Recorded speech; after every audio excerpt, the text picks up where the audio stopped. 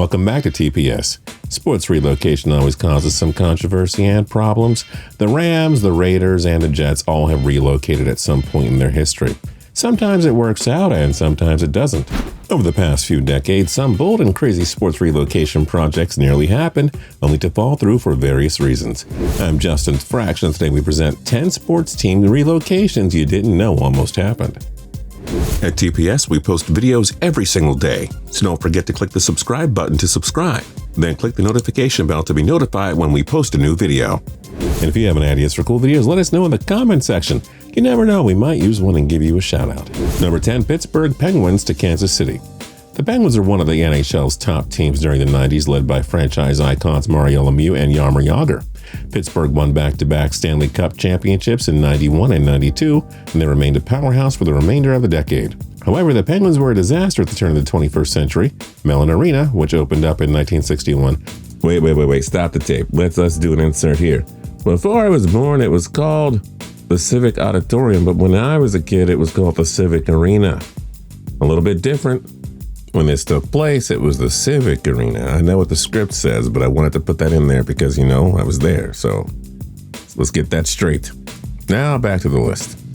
Was in awful shape and simply needed to be replaced. Lemieux, who became part owner of the franchise in 1999, pushed hard to try and get the Penguins a new arena.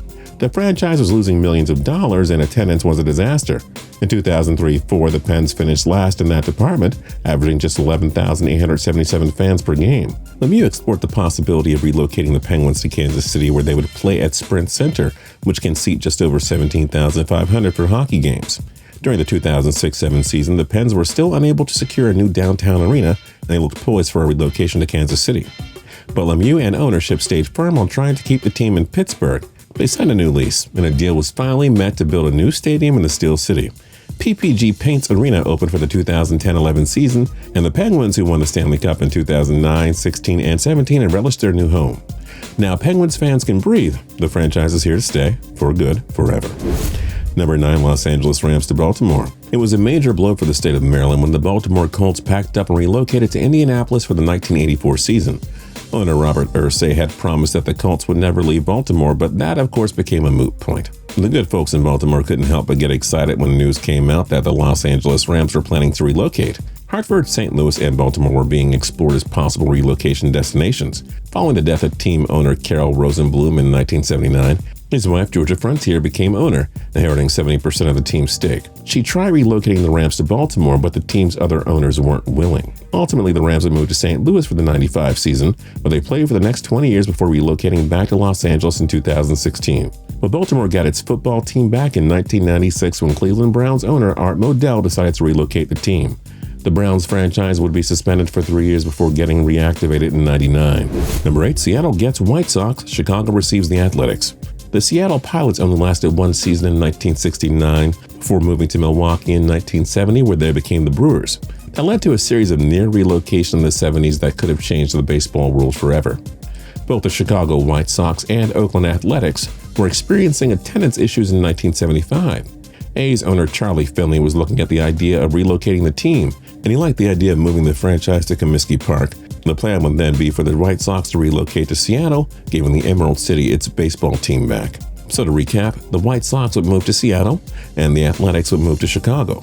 But a few problems prevented this from happening. The league knew the importance of retaining a Chicago team in the American League.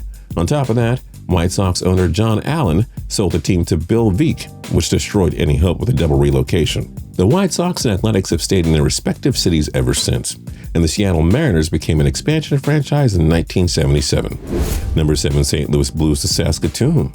The St. Louis Blues joined the NHL in 1967 as part of the Great Expansion, where 6 new teams joined the league.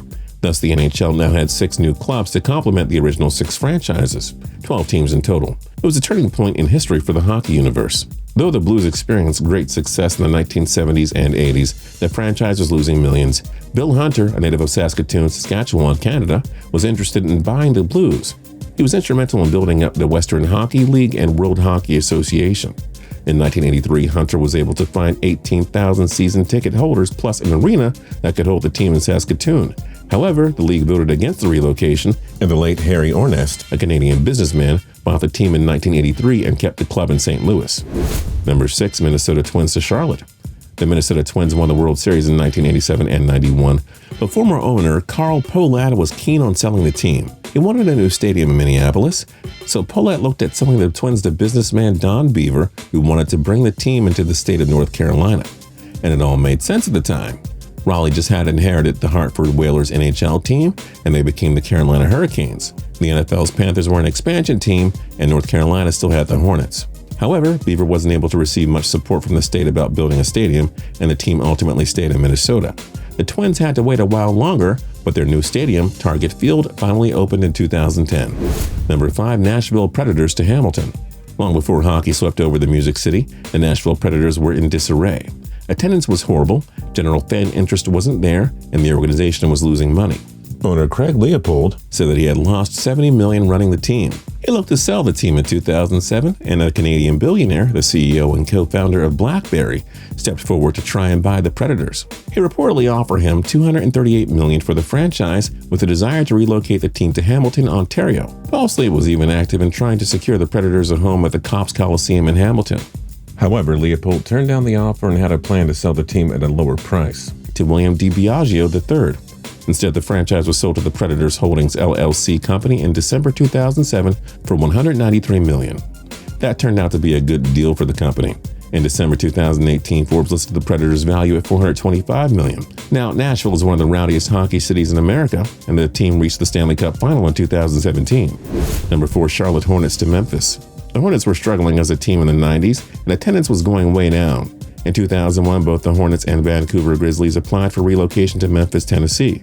The Grizzlies had struggled to bring in fans, and the weak Canadian dollar obviously made things more complicated. Ditto for the fact that the Grizzlies struggled to recruit top players to north of the border. In 2001, the league accepted the Grizzlies' application to move to Memphis for the 2001-2 season. As for the Hornets, they lasted in Charlotte one more year before relocating to New Orleans in the 2002-3 season.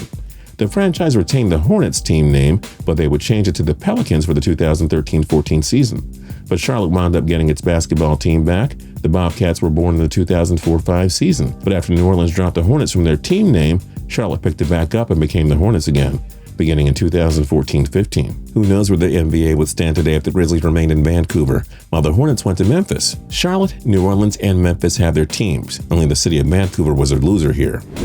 Number 3, San Francisco Giants to Toronto. The Giants had played in New York up until 1957 before relocating to San Francisco the following year. But other than a trip to the 1962 World Series and an appearance in the 1971 World Series, the Giants saw almost no success on the field whatsoever. Horace Stoneham, who had owned the Giants for 40 years, was looking to sell the team. In '76, the Giants went up on the market, and members of the Labatt Brewing Company in Canada were interested. When it looked like the Giants would relocate to Canada, Bob Lurie stepped in and bought the franchise, keeping them in San Francisco where they've stayed ever since. There was nothing for the folks in Toronto to weep about, however. They were granted an expansion franchise shortly after, and the Toronto Blue Jays were born in 1977. Number 2, Sacramento Kings to Seattle. The Emerald City was the proud home of the NBA Supersonics from '67 to 2008. The ownership group wanted a new arena to be built outside of the downtown area, but a deal could not be reached.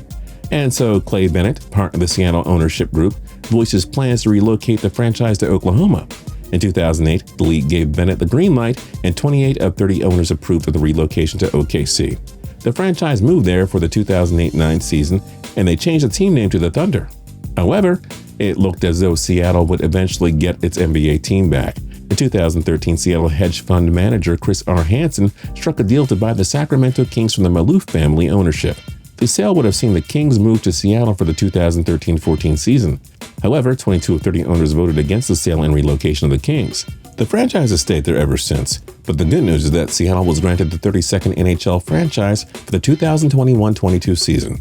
Perhaps that will open up the door for the Emerald City to one day get its basketball team back. And number 1, New England Patriots to Hartford. It's hard to believe that the NFL's model organization nearly found a new home just 2 decades ago. Robert Kraft bought and became the owner of the Patriots in '94, but 4 years later, he was looking at moving the team to Hartford, Connecticut. After all, the state promised him a new downtown $1 billion stadium right on the waterfront of the city. How could you say no to that? After losing the Hartford Whalers to Carolina, the state of Connecticut would get a professional sports team back. Excitement buzzed around Hartford. Drew Bledsoe and company were coming. However, Kraft backed out of the deal just 3 months later and decided that a new stadium would be built in Foxborough. Why? The Hartford steam plant stood in the area of where the Patriots' new stadium would be built. Now, it would cost too much money, and thus dragging out the completion of the stadium in Hartford. And moving the steam plant was easier said than done. 2 decades later, Gillette Stadium stands tall in Foxborough as one of the most beautiful venues in all of sports. And the Patriots have won 6 Super Bowls in the 21st century. Not to mention, they still technically represent all of Hartford and Connecticut. Thence the team name New England. It turned out to be a big win for everybody, wouldn't you say? When other sports relocations almost happen, let us know your thoughts in the comment section down below. And don't forget to like, comment, and subscribe. We'll see you guys next time.